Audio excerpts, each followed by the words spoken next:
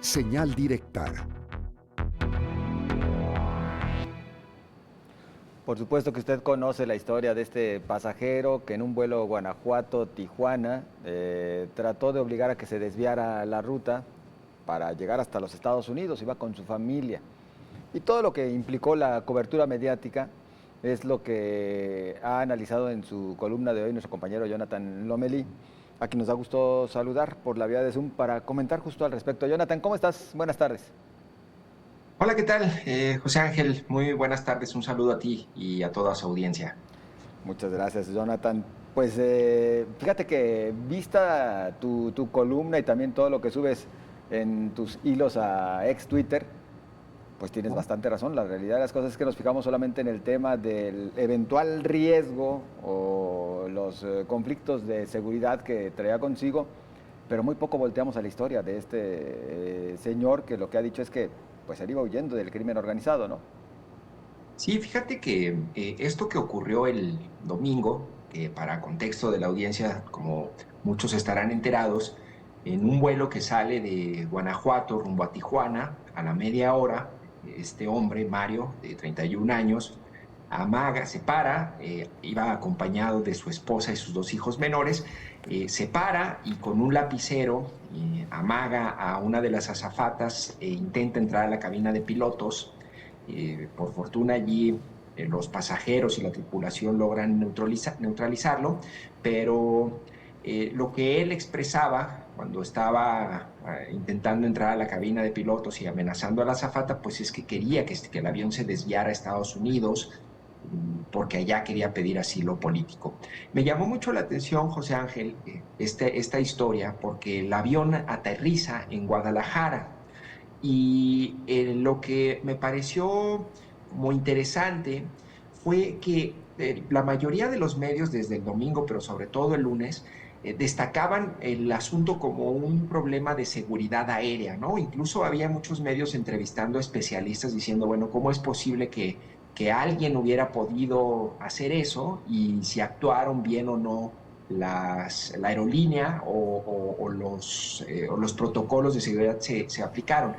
A ver, eso es importante, desde luego, José Ángel, pero lo que me llamó la atención, y esto sí, yo creo que es una reflexión para todos nosotros como medios de comunicación, es que yo empecé a revisar desde portadas y notas y muchos medios entrevistaron al pasajero de nombre Jesús, que logró neutralizarlo, y la mayoría destacaban citas o referencias relacionadas digamos, con el acto heroico de este pasajero, pero también un poco con el tema de seguridad. Solamente muy por encima mencionaban esto que les comento de que había una posible amenaza a su vida y a su familia y estaba huyendo. En la jornada particularmente es en donde se despliega, ni siquiera como un enfoque principal, sino como una nota tangencial, el testimonio de este hombre que habla con Mario y que lo neutraliza, y pues dice, y bueno, y luego encontré también una entrevista que también estaba por allí perdida, y me llamó mucho la atención que el hombre que inmoviliza al pasajero habla como desde la compasión, ¿sabes, José Ángel? Es decir, Ujú. dice, bueno, sí hubo un riesgo, dice, pero este hombre, Mario, estaba muy preocupado, estaba muy asustado, decía que habían secuestrado a su familia, y que lo tenían amenazado en Pénjamo, Guanajuato, de donde era, y al final, a lo que voy con todo esto, José Ángeles, el martes, es decir, hasta ayer empiezan las entrevistas con la esposa y o nos empezamos a dar los medios cuenta que detrás hay una historia de lo que yo llamo una posible víctima de desplazamiento forzado, que es amenazada por el crimen organizado, que tiene que dejar su natal Pénjamo y que es un delito de lesa humanidad. Entonces, este hombre, en vez de ser un posible terrorista, un loco, un hombre que, a ver, tiene que pagar y lo que hizo está mal, pero antes de ser un posible delincuente por atentado a las vías de comunicación, antes fue una posible víctima de desplazamiento forzado. Y eso habla de un problema mucho mayor que un asunto de seguridad aérea, como se quiso ver desde un principio, sino de amenazas y de el sojuzgamiento que hay en ciertas poblaciones, sobre todo con las características de Pénjamo, Guanajuato. Hablé con un par de colegas periodistas en Guanajuato para preguntar por la zona, estuve más o menos investigando cómo era Pénjamo. Me impresionó, está la Sierra de Pénjamo, que es una zona serrana enorme, y resulta que hay más de 500 localidades en el municipio dispersas, de difícil acceso al territorio, y resulta, pero además, que es un punto que colinda con Jalisco y con Michoacán y que está en Guanajuato. ¿Y sabes qué? Durante los últimos años, ese punto en específico ha sido disputa de varios cárteles que han predominado en la zona. Últimamente el cártel local de aquí de Jalisco, el cártel de los Viagras, todavía un poco de la familia michoacana, el Marro que Santa operaba en Rosa. Guanajuato. Es decir, son poblaciones completamente sojuzgadas por el crimen organizado. Y entonces aquí cambia la historia completamente, José Ángel. Es decir, ¿de qué nivel habrá sido la desesperación de este hombre? Que imagínate, quien lo inmoviliza habla de él con compasión y con empatía y dice él nada más quería ser escuchado, ¿no? Y después ya vienen las entrevistas con la esposa y la esposa declara y dice, bueno, me habían secuestrado, tuvo que pagar 150,000 pesos y cuando se sube al avión le amenazan que si llega a Tijuana lo van a matar, nos van a matar a todos. Entonces, me parece que esa historia, José Ángel, es la que realmente es la que deberíamos discutir y sobre la que deberíamos reflexionar, porque, y no como un asunto de seguridad aérea, como un añadido nada más, y no quiero extenderme mucho por si tienes algún comentario o pregunta, es aterriza el avión en Guadalajara. Y yo digo que Mario posiblemente es una doble víctima, no solamente desplazamiento forzado, sino que al aterrizar aquí, la Guardia Nacional lo arresta y en el traslado reportan un choque, yo recuerdo, era domingo, reportan un choque menor en Avenida González Gallo.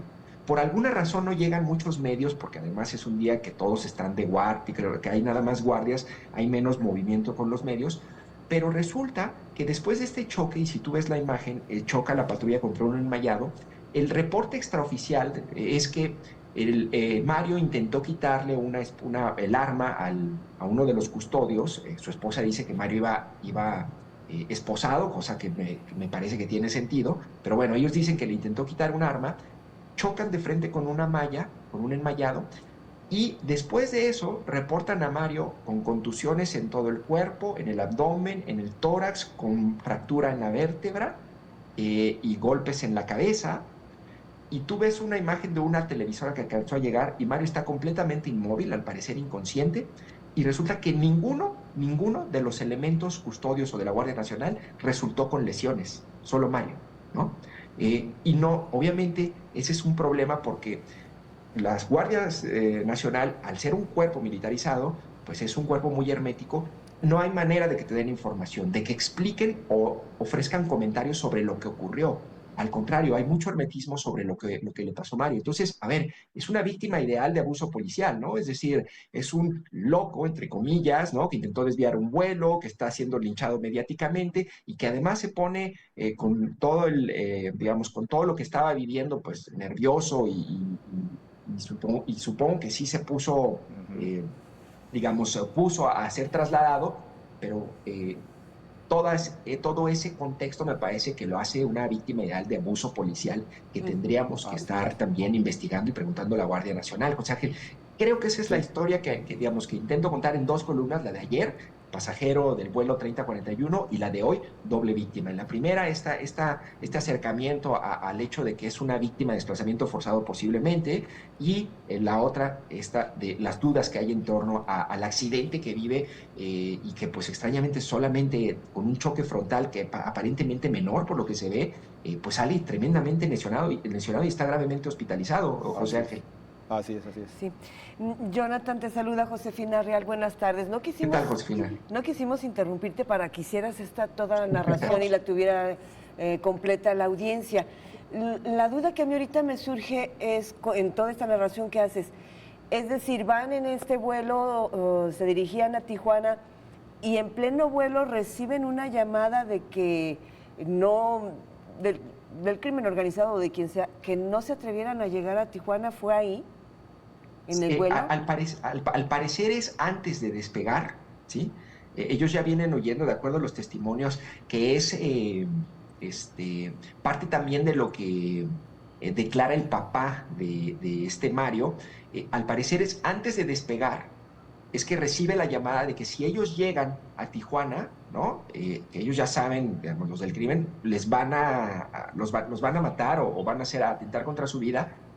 Hay algunas versiones, porque también es un poco esta dificultad de investigar, como sabes, Josefina, de que las autoridades den información, de que se hagan las investigaciones, pero al parecer es como víctima de una especie de secuestro virtual. Digo, esto es una sola suposición, digo, por algunos elementos que he visto allí. Es como víctima de una especie de secuestro virtual la esposa, y ya ves que este tipo de delincuencia lo que utiliza es la llamada ingeniería social, que consiste un poco en montar escenarios y supuestos y decir, sé dónde vives y todo lo que vas a hacer, y si llegas a Tijuana, allí ya te están esperando. Muy probablemente pudiera haber algo de esos elementos y que haya detonado también la paranoia de este hombre y de esta familia. Es conmovedor escuchar a la esposa en las entrevistas que ha dado Josefina, donde dice: perdónenos, discúlpenlo, él no es así, quiero pedirle una disculpa a los pasajeros, pero estábamos muy nerviosos, él estaba muy preocupado.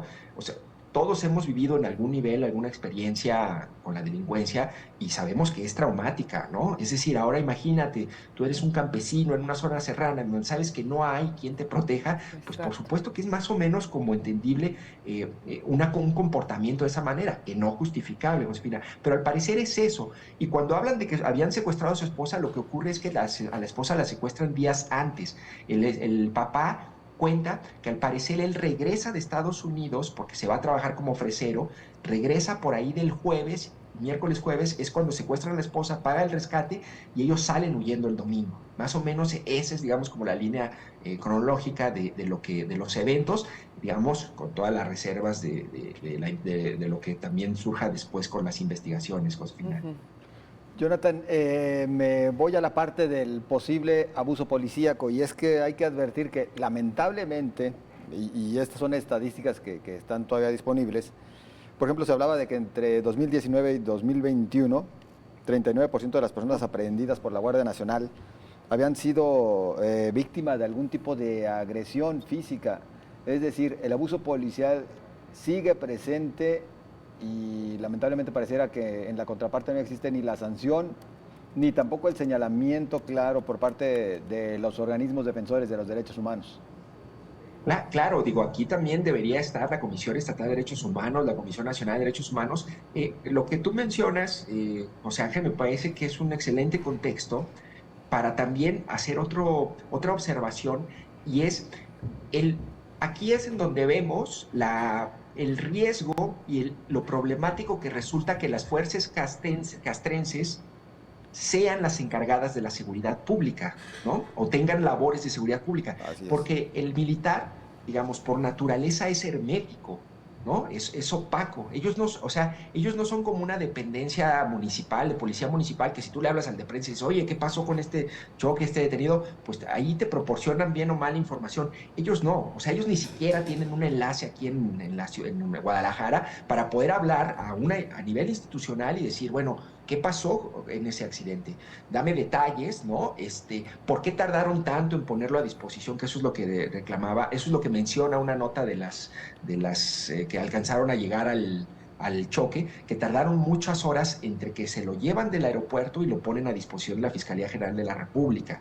Entonces, el gran problema es ese también, José Ángel, es decir, al ser fuerzas castrenses, pues son más herméticos por naturaleza y no hay manera de obtener comentarios. Es decir, yo quiero ser muy responsable en plantear, digamos, como todas estas líneas y todas estas hipótesis. Digamos, mi trabajo como periodista es verificar y demostrar, sí, pero ustedes saben y ustedes han visto cuando hay hermetismo total de las autoridades, ¿cómo haces tu trabajo, no? Pues bueno, pues con los elementos que ya tienes, y es las imágenes del choque, el tiempo que tardan en trasladarlo, lo inverosímil de que solamente él resulte gravemente herido y esté hospitalizado, ¿no? Ahí hay cosas bastante sospechosas, y lo ideal es que tuviéramos una fuerza de seguridad, como es la Guardia Nacional, pues abierta a la examinación. Si no tienen nada que ocultar, entonces, ¿por qué no muestran y explican qué fue lo que ocurrió?